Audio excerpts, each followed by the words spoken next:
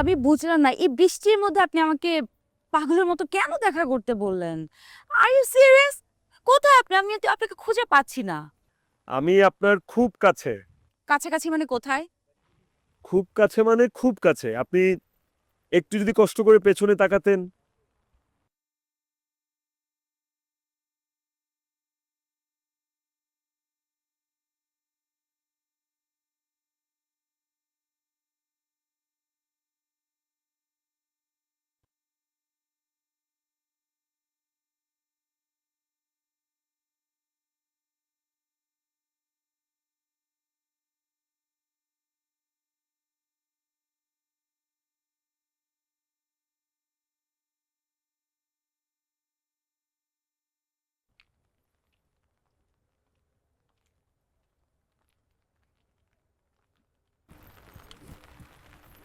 এসব কি? Will you marry me?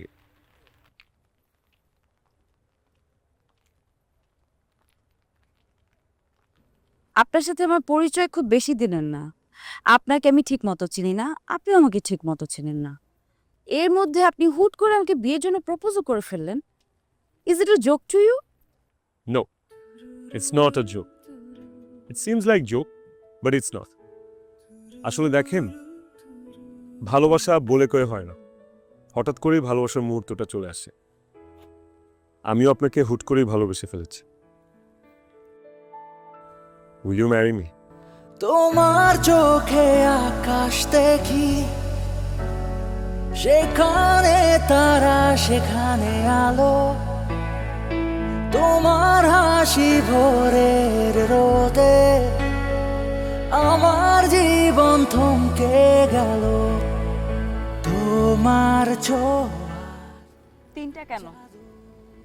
একটা আপনার, একটা আমার, আরেকটা আমাদের। করেছে বশ তোমার ছোঁয়ার জাদু, আমার হৃদয় করেছে বশ। তুমি শেষ আর শুরু, তুমি শেষ আর শুরু,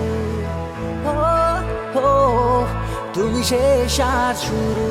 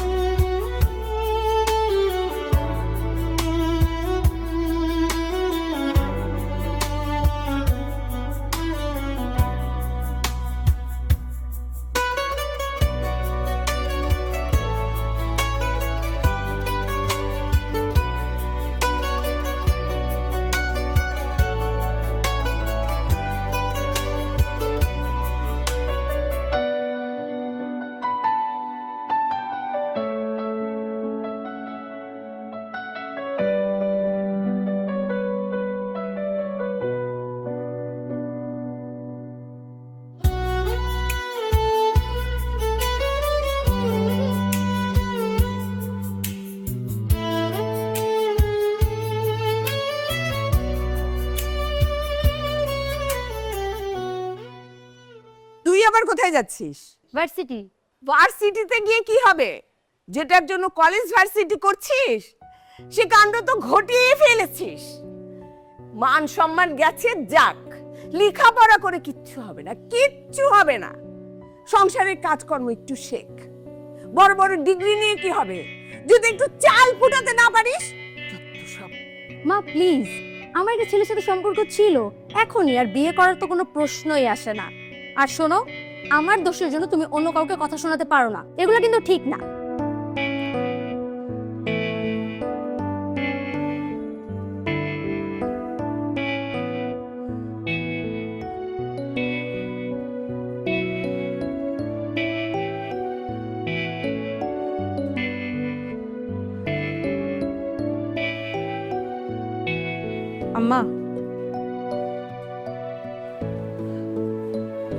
আমি চলে যাচ্ছি। ডিভোর্স যেহেতু হয়েই যাবে, এখানে একসাথে থাকার আর কোনো প্রয়োজন নেই আমার মনে হয়। কিন্তু আমার বাবা মাকে এখনই ব্যাপারটা জানাচ্ছি না। ডিভোর্সের ব্যাপারটা আমার বাবা এখনই কিভাবে, মানে উনি মেনে নিতে পারবেন না। যাও যাও। মা, আমি কিন্তু একেবারেই চলে যাচ্ছি।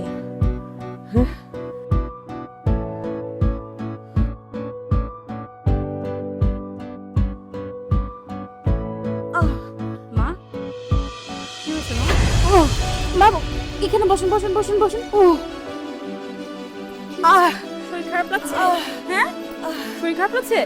আচ্ছা, আমি রোহানকে ফোন করছি, দেখি কি হয়েছে মানে।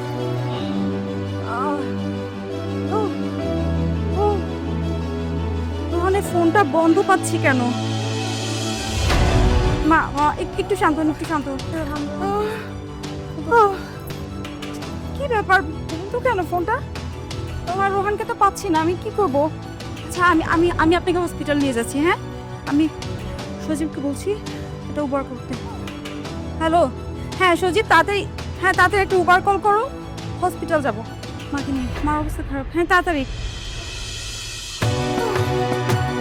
খারাপ লাগছে, খারাপ লাগছে, আমি হসপিটালে নিয়ে যাচ্ছি। মা, কি পানি নিয়ে তো?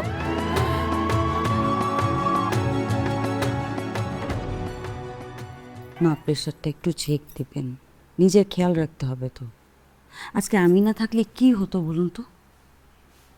কি আর হতো, মরে যেতাম, মরে গেলেই বেঁচে যেতাম। মা, আপনার বেবি সব কিছু একদম কন্ট্রোল। আমরা কিন্তু এখন বাসায় যাব, আর মরতে হলে হসপিটালে না, হসপিটালে অনেক খরচ, বাসায় গিয়ে মরে। আমার সাথে ফাজলামো করছ? লুৎফা মল্লিক ফাজলামোর পাত্রী না। আমি আপনার সাথে ফাজলামো না করলে করবে কে বলুন? আমি ছাড়া আপনার কি আছে? যাই হোক, কিন্তু খুব ভয় পেয়ে গেছিলাম না, সত্যি।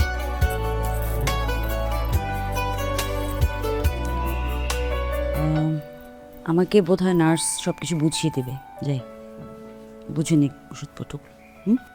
আসছি।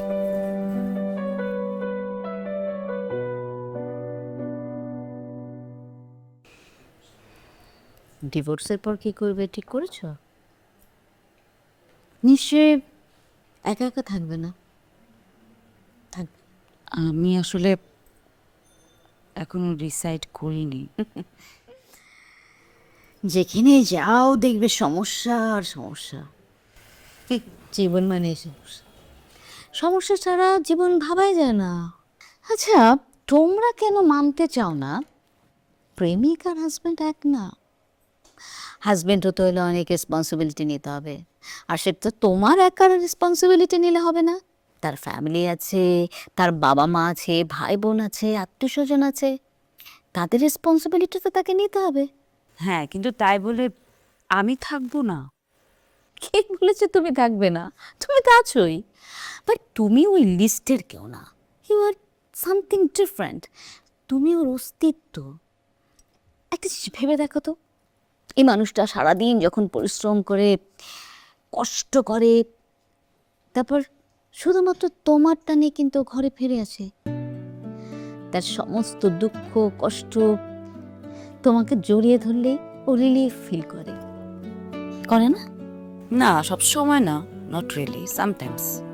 তুমি একটা জিনিস বুঝতে পারছো না কেন? You are something special for him. এই মানুষটা তোমার অসুস্থতা হলে সবচেয়ে বেশি কষ্ট পায় এবং তোমাকে সবচেয়ে বেশি টেক কেয়ার করে, এবং নিজের পছন্দ অপছন্দ সব কিছুর ঊর্ধ্বে তোমার প্রায়োরিটি দেয়। You no, it's very simple না? দুজন মানুষ তোমরা একসাথে আছো, তাদের দুজনেরই পছন্দ আলাদা হবে, অপছন্দ আলাদা হবে, অনুভূতি আলাদা হবে, তাই না? অ্যাকচুয়ালি হাজব্যান্ড ওয়াইফের রিলেশনশিপ কি পছন্দ অপছন্দের উপরে ডিপেন্ড করে? নেভার। মেনে নেওয়া আর মানিয়ে নেওয়া, এই দুটোই হচ্ছে হাজব্যান্ড ওয়াইফের সম্পর্কের শিক। এই শিকড় যত গভীরে যাবে তত সম্পর্ক আরো অনেক বেশি ডেপথ হবে। কখনো কল্পনা করে দেখেছ যে মানুষটাকে তুমি এত ভালোবাসো, সেই মানুষটাকে তুমি কিন্তু দূরে সরে দিচ্ছ?